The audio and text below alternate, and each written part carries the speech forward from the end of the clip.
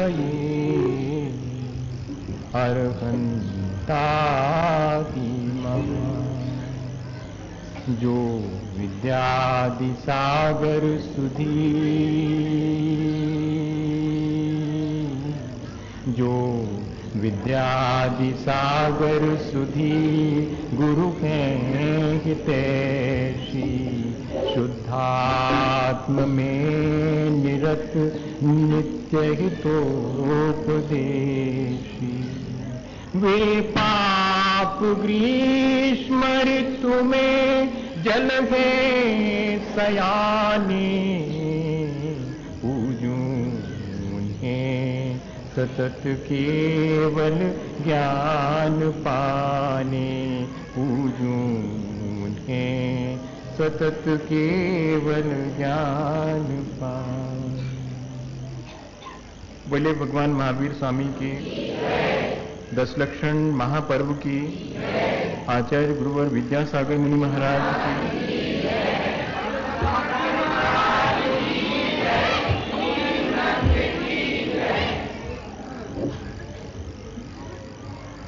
यहाँ इस जीवन में हम जिस तरह जीना चाहें उस तरह जीने के लिए स्वतंत्र हैं, और जिस तरह हम जी रहे हैं वो हमारी कमजोरी या मजबूरी नहीं है, बल्कि हमारी चॉइस है। 2 ही तरह का जीवन जो हम यहाँ जीते हैं। पहला वो जीवन है जिसमें हम ये मान के जीते हैं कि हम ही इस संसार के मालिक हैं, हम ही इस संसार के केंद्र हैं और सारे लोग हमारी परिधि पर हैं और हमारी सेवा के लिए हैं। कभी कभी हम ऐसा जीवन जीते हैं जिसमें हम अपने को सबका स्वामी मान लेते हैं, सबका कर्ता और भोक्ता मान लेते हैं। सोचते हैं कि जो चीज़ें भी हैं यहाँ वो सब मेरे लिए बनी हुई हैं, मैं ही उनका उपभोग करूं, किसी और को वो चीज़ ना मिले। लोग मुझे ही बड़ा माने, मुझे बहुत अधिक महत्व दें। एक प्रकार का जीवन जीने का ढंग ये है जिसे हम हमेशा से जीते आए हैं। लगता जरूर है कि अरे नहीं, हम तो ऐसे कहाँ जीते हैं, पर कहीं भीतर गौर से देखें तो हम ऐसा ही जीवन जीते हैं। ये जीवन जीने का एकदम अधार्मिक ढंग है। दूसरा ढंग भी है कि मैं यहाँ अपना जीवन जीता हूँ, सबके लिए जीता हूँ, सब मेरे लिए हैं, मैं यहाँ केंद्र नहीं हूँ, कोई यहाँ केंद्र नहीं है, सब अपने अपने हिसाब से जीवन जी रहे हैं। मुझसे जितना सहयोग बन सकता है मैं देता हूँ और मैं सबके सहयोग से जीता हूँ। एक जीने का ढंग ये भी है, ये बहुत कठिन प्रकार का है, पर धार्मिक ढंग जीने का यही है। आज के दिन हम बैठे हैं तो जरूर से हमें सोचना चाहिए कि हम किस ढंग से जिएं। हम अपने को केंद्र मान के सबको अपना सेवक मान के जिएं, या हम सबके सेवक हैं, सबका सहयोग हमें चाहिए, हमारा सहयोग सबको मिले। इस तरह के ढंग से हमें जीना है। पहला ढंग बड़ी कठोरता का ढंग है, दूसरा ढंग एकदम मृदुता और विनय का ढंग है। एक अहंकार पूर्वक जीने का ढंग है, एक विनय पूर्वक जीने का ढंग। जीने के तो दोनों ही ढंग हैं। अब हमारी चॉइस है। हमने आपसे पहले ही कहा कि हमें इस जीवन को स्वर्ग बनाना है या नरक बनाना है, हमें इस जीवन को अच्छा बनाना है या बुरा बनाना है। ये एक ही जीवन हमें मिला हुआ है, हम इसे जैसा बनाना चाहें वो हमारे हाथ में है। हम अहंकार पूर्वक भी अपना संसार बिता सकते हैं, अपना जीवन चला सकते हैं और हम विनयपूर्वक भी अपने संसार से मुक्त हो सकते हैं, अपने जीवन को बेहतर बना सकते हैं। अहंकार हमारे अंदर श्रेष्ठताओं को उत्पन्न नहीं होने देता। जो श्रेष्ठताएं हैं वे श्रेष्ठताएं भी नष्ट होती चली जाती। जब व्यक्ति को श्रेष्ठता का दावा करना पड़े और श्रेष्ठता के लिए संघर्ष करना पड़े तो समझना ये श्रेष्ठताओं से विमुख होने की प्रक्रिया है। जो श्रेष्ठता का दावा करता है वो व्यक्ति अश्रेष्ठ है, तभी तो श्रेष्ठता का दावा करता है। जो व्यक्ति श्रेष्ठ है वो श्रेष्ठता का अहंकार क्यों करेगा? यही तो उसकी श्रेष्ठता है। मार्ग और धर्म वो है जिसमें हम उपलब्ध होने वाली किसी भी श्रेष्ठता का, चाहे वो तप की हो, चाहे वो ज्ञान की हो, चाहे हमारे यश वैभव रिद्धि सिद्धि की हो, किसी भी प्रकार की उपलब्धि पर हम अहंकार नहीं करते हैं। यही तो मार्ग और धर्म है। हम अपना जीवन कुछ इस तरह से जीते हैं कि चीजों को हासिल करते चले जाते हैं, लेकिन हम उन चीजों का उपयोग तो करते हैं, उन चीजों को लेकर के अपने मन को गंदा नहीं करते हैं, अपने मन में अहंकार नहीं करते हैं। अहंकार मन को गंदा करता है, अहंकार श्रेष्ठताओं को नष्ट करता है, अहंकार वास्तव में हमारे जीवन को ही नष्ट करता है, हमें मृत्यु की तरफ ले जाता है। लगता नहीं है कि वो ऐसा करता होगा, क्योंकि इतनी चालाकी से करता है वो अहंकार कि हमारे पतन को भी कहता है कि नहीं, उन्नति हो रही है। हम निरंतर पतित होते चले जाते, लेकिन हमारा अहंकार हमें संबल देता है कि नहीं नहीं, 4 लोगों के बीच तुम्हारी अच्छी शान है, क्या बात करते हो। और हम खुश होकर के अपने उस अहंकार के चलते अपने जीवन में शायद धीरे धीरे अपने जीवन को ही नष्ट करते चले जाते हैं। क्या हुआ, एक बार एक बहुत बड़ा कलाकार था, बहुत बड़ा आर्टिस्ट था, वो मूर्तियां बनाता था और उसकी मूर्ति कला इतनी अधिक सशक्त थी कि कोई किसी की मूर्ति भी बनाए तो एक बार व्यक्ति चमत्कृत हो जाता था कि ओरिजिनल कौन सा है और मूर्ति कौन सी है। इतना उसके हाथ में जादू था। एक बार उसके मन में आया कि क्यों ना मैं अपनी ही मूर्तियां बनाऊं, और जब एक दिन मृत्यु आएगी तो वो भी चक्कर में आ जाएगी। और उसने कहा कि ठीक, बनाना शुरू की। उसने एक साथ अपनी 10 मूर्तियां बनाई, एक जैसी हूबहू। और जब मूर्तियां बन करके पूरी हो गईं, तब उन मूर्तियों के बीच खुद भी मूर्ति के समान होकर के बैठ गया कि अब आए मृत्यु और वो भी मुश्किल में पड़ जाएगी। और सचमुच ऐसा हुआ। कहानी तो ऐसा ही कहती है कि ऐसा हुआ कि मृत्यु आई और उसने देखा कि अरे, हम तो मूर्तिकार को लेने आए थे, लेकिन यहां तो 11 मूर्तियां रखी हुई हैं। मूर्तिकार कौन सा है कुछ पता ही नहीं लग रहा है। उसने चारों तरफ घूम करके सबके चक्कर लगाए मूर्ति के, लेकिन कहीं से समझ में नहीं आया। कहानी है, ऐसा होता नहीं है, नहीं तो मृत्यु को क्या पता लगता है। आप क्या सोच रहे थे? तो उसने घूम फिर करके देखा तो उसको लगा कि अरे, ये तो सब एकदम हूबहू, अब किसको ले जाएं?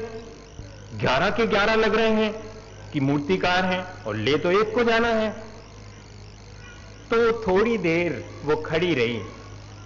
और अहंकारी व्यक्ति के साथ मजा यह है कि अगर उस अहंकारी व्यक्ति की कोई छोटी सी गलती की तरफ इशारा कर दो तो वो चुप नहीं बैठ सकता। तो उस मृत्यु ने कहा कि वाह, कितना अच्छा कलाकार है, मुझे भी एक बार चक्कर में डाल दिया। और तो सब ठीक है, लेकिन जरा सी कमी रह गई। बस जैसे ही ये कहा कि जरा सी कमी रह गई, और वो कलाकार फौरन बोला, जल्दी बताओ कौन सी रह गई। तो उसने कहा कि ये कमी रह गई कि तुम्हें अपनी कला का अहंकार हो गया, चलो अब तुम्हारे चलने का मौका आ गया। मृत्यु कौन बनता है? अहंकार ही हमें मृत्यु की तरफ ले जाता है। हम विनय पूर्वक भी जी सकते थे, लेकिन नहीं, हमने चुना है अहंकार। हमें लगता है कि ऐसा जीने से हम सबसे ऊपर रहेंगे, हमको इसमें ज्यादा लाभ मालूम पड़ता है। असल में ये सारा जो कषाय वाला मामला है वो लाभ हानि के चक्कर की वजह से है। हम तो प्रेम से बोलें अगर हमें लाभ हो तो, लेकिन हमें लाभ तो ज्यादा दिखता है अहंकार में, विनय में हमें कम लाभ दिखता, क्योंकि लोग हमें दबा लेते हैं। और हम थोड़े से अहंकारी होते हैं तो हमें लोग बहुत महत्व देते हैं। हमें ऐसा लगता है, ऐसा है नहीं वास्तव में, लेकिन उस अहंकार के चलते हमें ऐसा मालूम पड़ता है। और हम अपने जीवन को इसी तरह से अहंकार में ही कठोरताओं में गुजारते चले जाते हैं।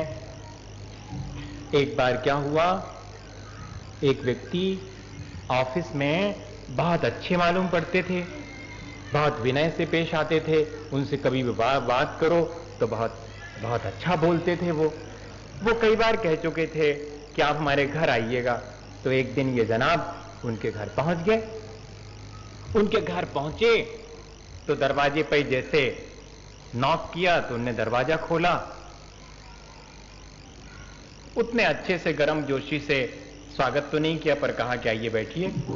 बैठे तो देखा कि नौकर निकला। तो नौकर को बड़ी हिराकत की नजर से उनने देखा, जैसे कि आदमी ना हो, कोई कीड़ा मकोड़ा हो। हाँ, फिर उनका बेटा आया तो बेटे के सामने भी ऐसे तन करके और बैठे रहे। बड़ा आश्चर्य हुआ उनको कि हम तो सोच रहे थे कि ये आदमी ऑफिस में तो इतने प्यारे मालूम पड़ते थे, ये अपने नौकर के सामने इस तरह उसको ऐसे हिराकत से देख रहे हैं। बेटे के सामने भी बिल्कुल एकदम तन के बैठे हैं। भीतर से आवाज आई उनकी जीवन साथी की, तो उसको भी बड़ा कड़ा जवाब दिया, जरा भी चेहरे पर प्रसन्नता व्यक्त नहीं की। तो इनको बड़ा आश्चर्य हुआ। बोले आपका स्वास्थ्य वगैरह ठीक है? उन्होंने कहा हाँ बिल्कुल ठीक है। फिर लेकिन आप तो एकदम बदल गए, ऑफिस में तो आप बड़े प्यार से मिलते हैं। बोले मैया वो ऑफिस है, ये घर है, यहाँ ऐसे ही रहना पड़ता है। अच्छा, यहाँ क्यों ऐसा रहना पड़ता है? बोले यहाँ इसलिए ऐसा रहना पड़ता है कि अगर नौकर के सामने थोड़ा सा मुस्कुरा दो तो नौकर धीरे से कहता कि बाबू बहुत दिन हो गए, कुछ थोड़ी सी पे बढ़ जाती तो काम आसानी से चल जाता, इसलिए जरा उसके सामने उसको संभल के रहना पड़ता है, मुस्कुरा नहीं सकते उसके सामने। अब अगर बेटे के सामने जरा मुस्कुरा दो तो बेटा पॉकेट में हाथ डालता है कि बाबू पैसे चाहिए। तो जरा बेटे के सामने भी जरा कड़े होकर के रहना पड़ता है। और अगर जीवन साथी से प्रेम से बात कर ली, मुस्कुरा के बात कर ली, तो फिर वो कोई ना कोई चीज की मांग तो रखती है कि साड़ियां बहुत अच्छी मिल रही हैं, और या कि और भी कोई बहुत सारी चीजें हैं वो अच्छी मिल रही हैं, तो फिर जरा मुश्किल हो जाती है। तो फिर मुझे यहां घर में ऐसा रहना पड़ता है। देखो तो जहां हमारे जीवन का आनंद ही खो जाए और हम अपने जीवन का आनंद खो करके और कुछ थोड़ी सी चीजों को बचाने के लिए क्या उपाय रच रहे हैं, यही तो हमारा अहंकार है। हम सोचते हैं कि शायद ऐसे जीने से क्या बचा लेंगे, हम 2 पैसे बचा लेंगे, लेकिन अपनी जिंदगी तो हम निरंतर गंवाते चले जाते हैं। क्या इस तरह का अहंकार आपको पसंद है? मेरे ख्याल से तो ये अहंकार किसी को भी पसंद नहीं होगा, लेकिन मजा तो यही है कि हम अहंकार पसंद नहीं करते पर अहंकारी रहे आते हैं। हम क्रोध पसंद नहीं करते लेकिन क्रोधी बने रहते हैं। दूसरे का क्रोध हमें पसंद नहीं है, अपना क्रोध हम करते चले जाते हैं। दूसरे का मान हमें पसंद नहीं है, लेकिन स्वयं हम मान और अहंकार करते चले जाते हैं। यहीं कहीं हमारी भूल है। हमें थोड़ा सा अपने दृष्टि को बदलना चाहिए। दृष्टि को बदलने के लिए एक बहुत छोटी सी घटना फिर आपसे कहूं।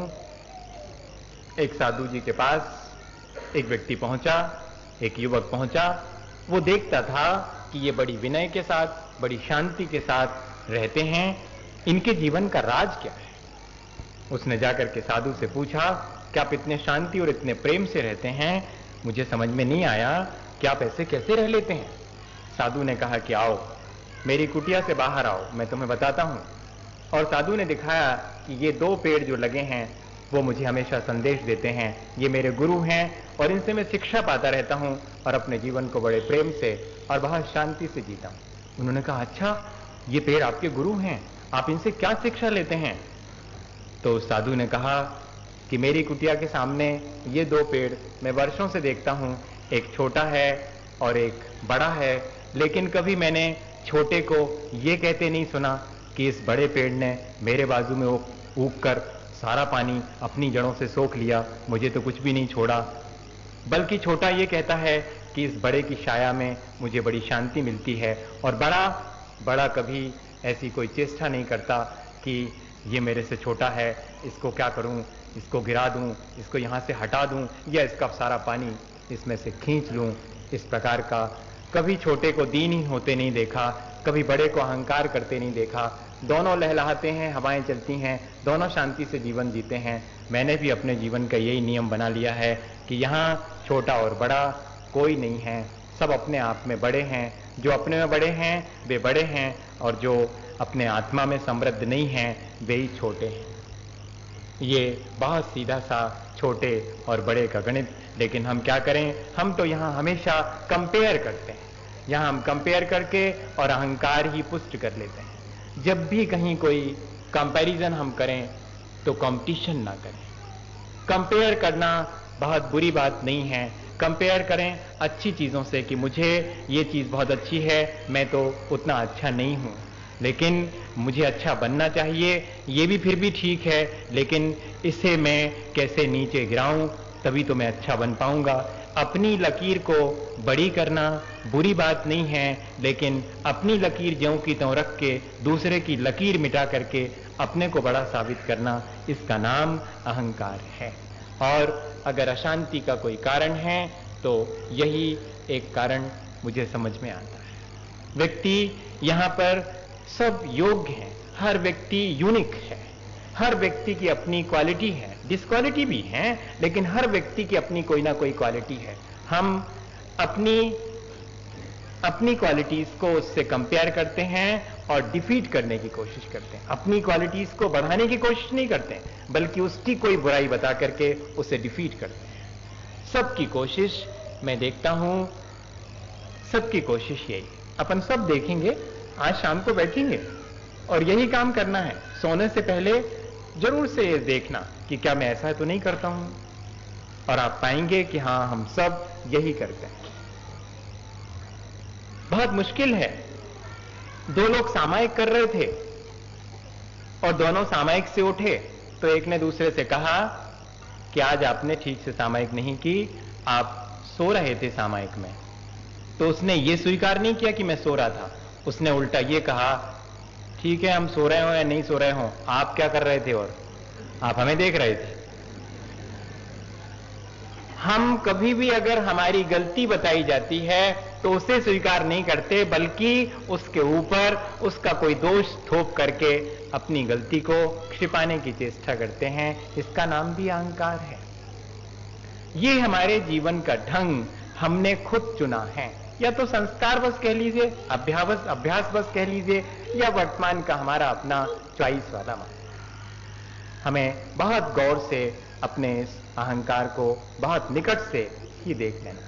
हम आकर के बैठ गए हैं, सपोज करिएगा कोई और हमारे बाजू में आकर के बैठना चाहता है, वो अगर हमसे थोड़ा भी कम है तो हम ऐसे बैठते हैं, अकड़ के बैठते हैं। हाँ बैठे रहो बाजू में, एकदम तो छोटे, यहाँ काहे को बैठे हो, वहां थोड़ा पीछे बैठो, देख नहीं रहे हो यहाँ पर सब बड़े बड़े लोग आकर के बैठे हो, वहां बैठो वहां।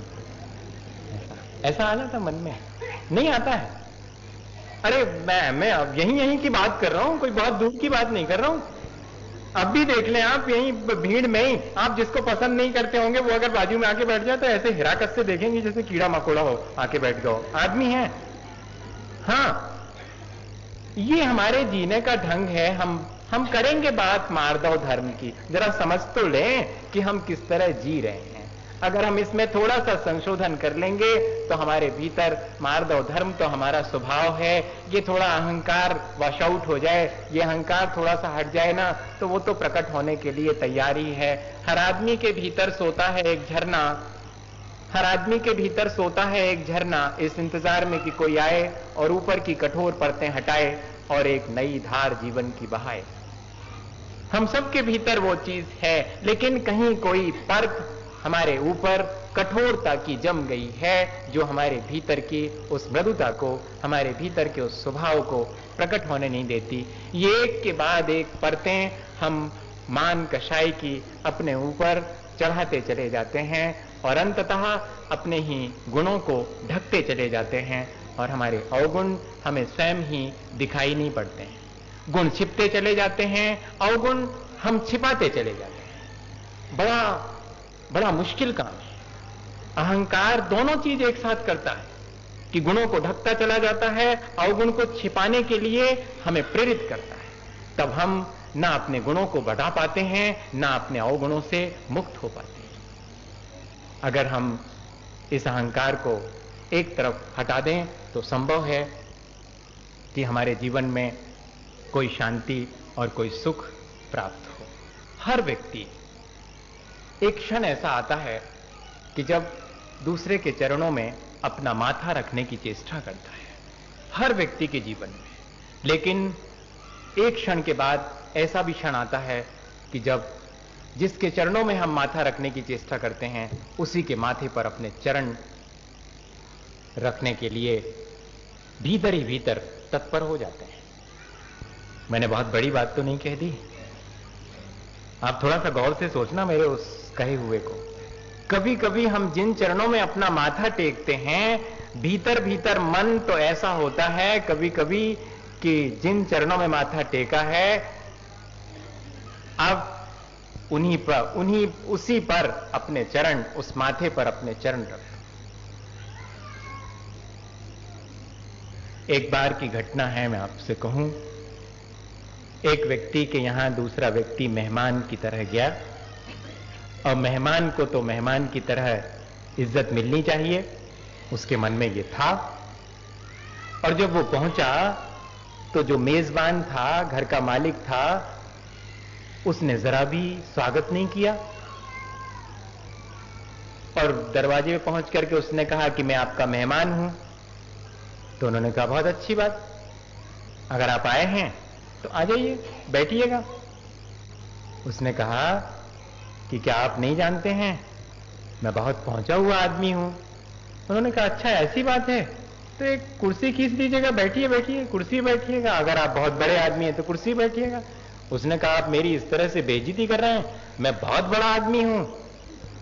तो उसने कहा यू कैन टेक 2 चेयर्स, तो फिर 2 ले लीजिए, के ऊपर एक रख लीजिए, मेरे सिर पे मत बैठिए, कुर्सी बैठिएगा। ये क्या चीज है? ये अहंकार। ऐसा हम प्रकट में नहीं करते हैं, पर भीतर भीतर हमारे इसी तरह की कोई ना कोई प्रक्रिया चलती रहती है। हम दूसरे को सम्मान नहीं दे पाते हैं, हम दूसरे के अपमान के लिए हर क्षण तत्पर रहते हैं। असल में दूसरे के अपमान में हमें अपना सम्मान दिखाई पड़ता है और दूसरे के सम्मान में हमें अपना अपमान दिखाई पड़ता है। इसलिए ये है, लेकिन अभी भेदभाव तो है, अभी भेदभाव गया नहीं, अभी भेदभाव अभी है। देखो तो मजा, हमने किसी का अपमान नहीं किया लेकिन किसी का सम्मान किया है तो दूसरे को अपमान मालूम पड़ता है। ये क्या चीज है? ये अपात्रता है। जो विनयवान है वो पात्र है और जो अहंकारी है वो अपात्र है। जिसे मिल जाने के बाद कहता है कि मेरी योग्यता नहीं थी, देने वाले की कृपा, और जिसे नहीं मिलता है तो कहता है देने वाले ने बहुत दिया पर मैं ही उस लायक नहीं था।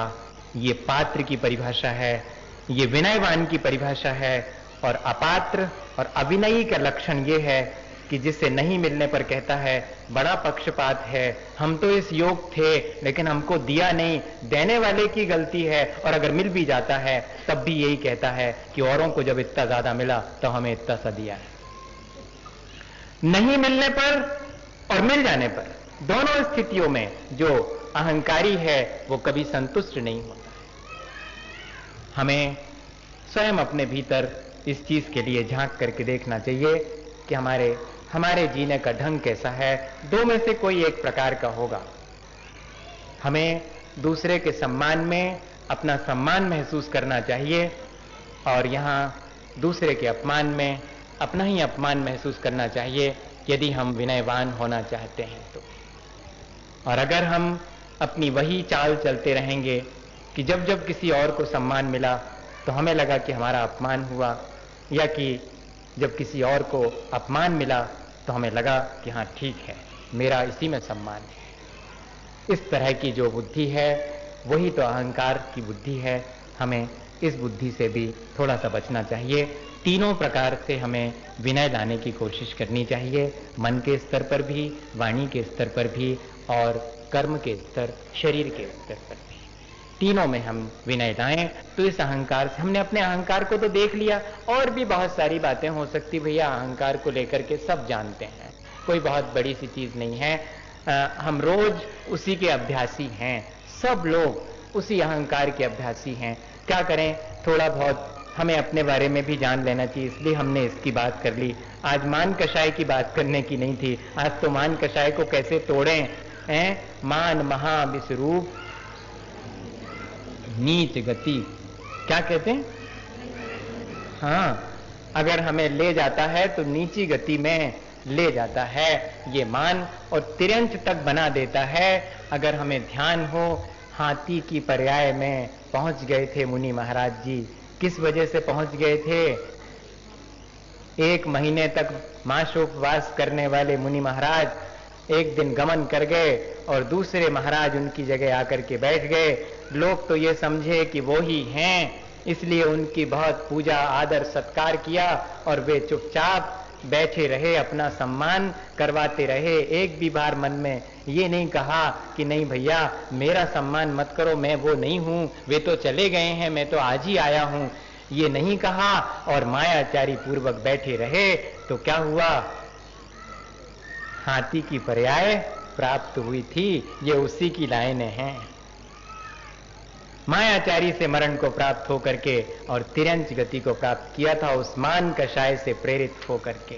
हम ऐसी बहुत सारी मान कषाय की घटनाओं को जानते हैं। इसके बाद भी अगर अपने मान को नहीं छोड़ पाते हैं, मन का विनय क्या है, मन की विनम्रता क्या है, तो कहते हैं श्रेष्ठ विचार, अच्छे विचार ही मन की विनय है। वाणी की विनय क्या है? मधुरता। और कर्म या शरीर की विनय क्या है? तो कहते श्रेष्ठ आचरण। इन हाथों से दूसरे की मदद करें, इस मन में दूसरे के लिए अच्छा विचार करें, इस वाणी से दूसरे से प्रेम से बोलें। यही हमारे जीवन में विनय के लिए उपाय है। इसके अलावा और कोई उपाय मुझे तो नहीं सूझता। एक अम्मा चली जाती थी ट्रेन में, वो जिद करती है कि मुझे खिड़की के पास बैठने दो। लोग कहते हैं कि अम्मा इतनी बूढ़ी हो गई, अरे बच्चे बैठते हैं खिड़की के पास, आप क्यों खिड़की के पास बैठ रही हैं? नहीं भैया मुझे बैठ जाने दो। तो लोगों ने कहा चलो बूढ़े और बच्चे बराबर ही हैं, बैठ जाने दो। कोई खिसक गया, उसकी जगह पे वो बैठ गई। अब थोड़ी देर में बूढ़ी अम्मा को लोगों ने देखा कि वो अपने बटुआ में हाथ डालती, कुछ निकालती और धीरे से ऐसे छोड़ देती, नजर बचा के छोड़ती। लोगों को थोड़ी देर तो बड़ा आश्चर्य हुआ। बार बार वो ट्रेन में से बैठे बैठे और कुछ अपनी बटुआ में से निकाल के और नीचे ऐसे छोड़ देती। लोगों ने कहा अम्मा क्या कर रही हैं आप? उन्होंने कहा कि कुछ नहीं, तुम लोग अपना काम करो, मैं तो अपना काम कर रही हूँ। बताओ तो सही कि क्या कर रही हो? अरे कुछ नहीं बेटे, हमारे पास बहुत दिन से कुछ थोड़े अच्छे फूलों के बीज पड़े थे, अब हमको ट्रेन में यात्रा करनी थी, हमने सोचा कि हम रख लें वो बीज, काम आएंगे। मैं जहां से चलूं और ट्रेन में जहां तक पहुंचूं वो सब मेरा देश है और मेरा देश खुशहाल हो, वहां लोग खुशबू पाएं, इसलिए मैं बीच बीच में कुछ फूलों के, सुगंधित फूलों के बीज छोड़ती जाती हूं कि शायद बेजमीन में अपने लिए जगह बना करके और वहां से फलेंगे फूलेंगे तो मेरे देश में खुशबू फैलेगी, सब लोग बहुत खुशी होंगे। ये कितना श्रेष्ठ विचार है। ऐसे श्रेष्ठ विचार हमारे जीवन में विनय लाते हैं। विस्तृत नभ का कोई कोना, मेरा न कभी अपना होना, उमड़ी कल थी मिट आज चली, मैं नीर भरी दुख की बदली। बादल कैसे कितने विनय से भरे हुए और बरस जाते हैं। उनकी अपनी एग्जिस्टेंस के बारे में वो बोलते हैं कि परिचय इतना इतिहास कही, उमड़ी कल थी मिट आज चली। मैं तो एक बादल की तरह हूं, मेरा परिचय कितना सा है, मेरा इतिहास कितना था कि एक क्षण के लिए मैं उमड़ा और प्रेम से बरस के नष्ट हो गया। न मैंने अपना इतिहास लिखा, न मेरा नाम लोगों ने गाया, मेरी तो एग्जिस्टेंस ही दूसरे के सुख के लिए है। ये कितना बड़ा श्रेष्ठ विचार है। यहाँ तो हम अपने नाम के लिए और अपना जीवन भी नष्ट करने के लिए तैयार हो जाते हैं। नहीं भैया, हमारा विचार तो ऐसा होना चाहिए कि दूसरे के लिए हमारा जीवन काम में आ जावे। ऐसा श्रेष्ठ विचार यहाँ आसपास सब ओर हमारे जीवन से दूसरे के जीवन को जीवन मिले, हम किसी का जीवन दुखी ना करें। क्या ऐसा श्रेष्ठ विचार हमारे मन में नहीं आना चाहिए? आना चाहिए। अगर मन में श्रेष्ठ विचार हैं तो वो मन एकदम विनम्र ही होगा। श्रेष्ठ विचार क्या है? दूसरे की मदद करना, इससे बड़ा और कोई श्रेष्ठ विचार नहीं होता। और वाणी की मधुरता, वाणी की मधुरता या कर्म की श्रेष्ठता, दोनों के लिए एक और छोटी सी घटना अपन समझ लें। उनका नाम तो मुझे याद नहीं है, पर कहते हैं वो बाद को बहुत बड़े संत हो गए थे, और जब वे संत नहीं बने थे तब एक कपड़े की दुकान में कपड़ा बेचते थे, साड़ियां बेचते थे। कुछ बड़े उपद्रवी लड़के थे, वे आकर के उनकी दुकान पर एक बार साड़ी मांगने लगे। उन्होंने साड़ी उन्हें दिखा दी, और वे जो लड़के थे वो बड़े घराने के थे। बड़े घराने से मतलब मेरा ये है, खानदानी नहीं थे, पैसे के गरूर में बड़े थे। खानदानी होते तो पैसे का गरूर ना होता। जिसे जो चीज बहुत मुश्किल से मिलती है वो उसकी इज्जत करता है और विनम्र बना रहता है, और जिसे जो चीज ऐसे अचानक हाथ लग जाती है वो तो उसका अहंकार ही करता है, चाहे वो ज्ञान का हो, चाहे वो तप का हो, चाहे किसी भी उपलब्धि का हो। उन्हें अपनी उपलब्धियों का अहंकार था। वे जाकर के और उन बाबा के पास साड़ी खरीदने लगे। ले ली, कहा कितनी कीमत है? उन्होंने कहा 1 रुपया इसकी कीमत। सस्ते का जमाना था, 1 रुपए की धोती। तो उन्होंने, कहते हैं कि उसके 2 टुकड़े कर दिए। अच्छा ये बताओ बाबा, इस आधे की कितनी कीमत? तो बाबा ने कहा बहुत प्रेम से, कुछ भी मन में बुरा नहीं माना, और कहा 8 आने, 8 आने इसकी कीमत है। तो उन बच्चों ने अहंकार में भर करके और फिर उसके भी 2 टुकड़े कर दिए और कहा बाबा अब बताओ इसकी क्या कीमत? तो उन्होंने बहुत शांत रह करके, बहुत प्रेम से, उतनी ही मधुरता से 4 आने पैसे इसकी कीमत है। उन्होंने उसके और टुकड़े कर दिए। बाबा ने फिर भी मधुरता से कहा बेटे इसकी कीमत अब 2 आने हैं। उन्होंने और टुकड़े किए तो 6 पैसे, 2 पैसे, 1 पैसे तक, और इसके बाद जब और टुकड़े करने लगे तो उन्होंने कहा ऐसे ही ले जाओ, अब तो ये किसी के उपयोग की नहीं है, मैं इसके क्या पैसे ले आऊं। देख रहे हैं आप, कहानी नहीं सुना रहा हूं मैं एक आदमी के संत बनने के पहले की स्थिति बता रहा हूं।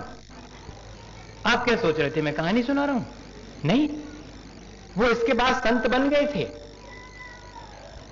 ये उनके संत बने की निशानी थी। उसके पहले वाणी में वही मधुरता, आचरण में वही विनय, इतना सब होने के बावजूद भी तो उन बच्चों को बहुत शर्म आई, उनका अहंकार टूटा। उन्होंने कहा बाबा हमने आपका बहुत नुकसान किया, आप पूरी कीमत ले लीजिएगा साड़ी की। उन्होंने कहा नहीं, अब तुमसे कीमत नहीं ले सकता, ये साड़ी तो अब किसी के काम की नहीं रही, ये तो चिंदी चिंदी हो गई। अगर तुम्हें कीमत चुकानी है तो सुनो मैं बताता हूं, जाओ खेत पर जहां लोगों ने कपास उगाया होगा उनके साथ थोड़ी मेहनत करो, जाओ और उस कपास को जिन्होंने काटा होगा उनके साथ थोड़ी मेहनत करो, उस कपास को जब काट करके तकली से और ताना बाना बुन करके कपड़ा बनाया होगा, उनके साथ रह करके थोड़ी मेहनत करो। तुम इसकी कीमत कभी नहीं चुका सकते, क्योंकि कितने लोगों ने मेहनत करके इस कपड़े को बनाया होगा और तुमने उसे क्षण भर में नष्ट कर दिया। फिर भी मुझे तुमसे कोई शिकायत नहीं है। तुम अपने जीवन को अच्छा बनाओ। इस तरह अहंकार करना ठीक नहीं है। हम दूसरे को अपने आचरण की पवित्रता से और अपनी वाणी की मधुरता से इसलिए खड़ा रहा कि तुम मुझे पुकार लो, इसलिए खड़ा रहा कि तुम मुझे दुलार लो, इसलिए खड़ा रहा कि तुम मुझे सुधार लो, इसलिए खड़ा रहा कि तुम मुझे पुकार लो, पुकार के दुलार लो, दुलार के सुधार लो, इसलिए खड़ा रहा कि तुम मुझे पुकार लो। यहां हम सब भटके हुए लोग हैं। हम चाहते हैं कि कोई हमें पुकार ले और हमें पुकार के पहले दुलार दे, हमें प्रेम दे, तब हम सुधरने के लिए तैयार हैं। ये श्रेष्ठ विचार है, यही श्रेष्ठ आचरण है, यही वाणी की मधुरता है। हम कोशिश करें, अगर अपने को भी सुधारना चाहते हैं तो हमें अपने को अपने आप पुकारना पड़ेगा, अपने से ही, अपने आत्मगुणों से ही प्रेम करना पड़ेगा। अहंकार नहीं करना पड़ेगा अपने आत्मगुणों का, बल्कि अपने आत्मगुणों से लगाव होना चाहिए। और फिर जो कमियां हैं उन्हें हम उसी प्रेम के माध्यम से सुधार पाएंगे, उसी मधुरता के द्वारा, उसी विनय के द्वारा सुधार पाएंगे। वरना कोई व्यक्ति अहंकार से न सुधरा है, न किसी और को सुधार पाया है। विनय बहुत बड़ी चीज है, उससे हमारा भी जीवन सुधरता है भैया, और दूसरे का भी जीवन सुधरता है। मैं आपको एक और बहुत छोटी सी घटना कहूँ, और शायद ये कहने वाली चीजें नहीं हैं। 10 धर्म, ये तो हम कुछ बैठ करके और अपने जीवन के बारे में बात कर रहे हैं। ये 10 धर्म तो जीने की चीजें हैं, इनको तो कहना नहीं कहना सब ऐसा ही है। पर क्या करें, हमारे पास अज्ञानता बहुत है, ज्ञान थोड़ा है, तो कुछ सूझता नहीं। अपने जीवन को कैसे संभालें यही नहीं सूझता। तो हमें कोई चाहिए जिसके माध्यम से हमें अपने जीवन के बारे में कुछ सूझे, तो कि इसे हम कैसा बना लेवें, कैसा कर लेवें, जिससे कि हमारा जीवन बेहतर हो जाए। इसलिए है ये एक रिश्ता अपन ने बना लिया है कि आप 2 बातें सुनाओ, आपको आती हैं, हम सुनेंगे और अपने जीवन को पहले से अधिक बेहतर बनाएंगे। इसलिए एक बहुत छोटी सी घटना आपसे कहूं। 2 मित्र थे। वो दोनों मित्र इतने अच्छे मित्र थे, दोनों के बीच अति अच्छी मैत्री थी कि कभी एक दूसरे से अलग नहीं हो पाते थे वो।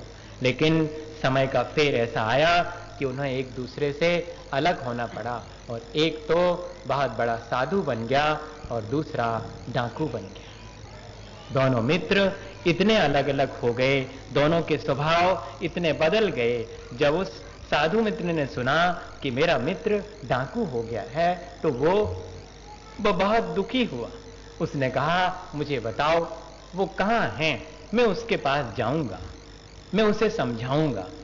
लोगों ने कहा, वो किसी की नहीं सुनता, वो तो बहुत बहुत क्रोधी, बहुत अहंकारी, बहुत मानी हो गया है। उन्होंने कहा कि नहीं, मैं उसे समझाऊंगा, मैं उससे मिलूंगा। लोगों ने कहा, चले जाओ, वो भी जंगल में ही कहीं मिल जाएगा, तुम तो खुद ही जंगल में ही तो रहते हो, कभी खोज लेना। और एक दिन ऐसा हुआ कि जंगल के रास्ते में वो साधु जाता था, तो सामने से उसे लगा कि हो ना हो ये जो घोड़े पर बैठ के आ रहा है ये मेरा मित्र ही है। और सचमुच वो उसका मित्र ही था जो कि डाकू बन गया था। जब सामने से निकट आया तो ये रास्ते में बीच में खड़ा हो गया और इसने कहा कि तू मुझे जानता है, मैं तेरा मित्र हूं, तू ऐसा काम मत किया कर। देख तो मैं साधु हो गया हूं और तू डाकू बन गया, तेरे को शर्म नहीं आती? ऐसा कहा तो उस जो डाकू था वो जरा भी विचलित नहीं हुआ, न नीचे उतरा, और उसने सिर्फ इतना ही कहा कि मेरा रास्ता छोड़ दो, तुम मेरे मित्र हो इसलिए तुम्हें क्षमा कर दिया। और कोई इतनी कड़ी बात कहता तो जानते हो ये हंटर रखता हूं अपने पास, और वो मैं तुम्हें मार सकता हूं, जान से मार सकता हूं, पर तुम मेरे मित्र हो इसलिए हट जाओ एक तरफ। वो डर के मारे वो साधु एक तरफ हट गया और ये डाकू मित्र आगे निकल गया। अब बाद में उसे समझ में आया कि ठीक है, अगर मेरा मित्र मेरी बात नहीं मानता है और उल्टा ये कहता है कि रास्ते से हट जाओ, नहीं हटोगे तो मार दूंगा, तो ठीक है, मार ही लेने देते तो ठीक रहता। ये मुझे मार ही तो लेता, लेकिन ये तो सुधर तो जाता। अब की बार मिलेगा तो कहूंगा तू मुझे मारता है तो मार ले, लेकिन तू ठीक हो जा। अब की बार मिलेगा तो ऐसा कहूंगा। और 15 दिन के अंदर अंदर फिर दूसरी बार उस डाकू से फिर मुलाकात हुई। अब की बार रास्ता रोक के खड़ा हो गया और कहा कि तू कहता था ना कि रास्ते से नहीं हटेगा तो जान से मार दूंगा, लो मुझे मार ही दो, मुझसे अब सहा नहीं जाता। तुम अपने जीवन को इस तरह बर्बाद क्यों करते हो? तुम अपने जीवन को बदल लो, मुझे भले ही मार दो।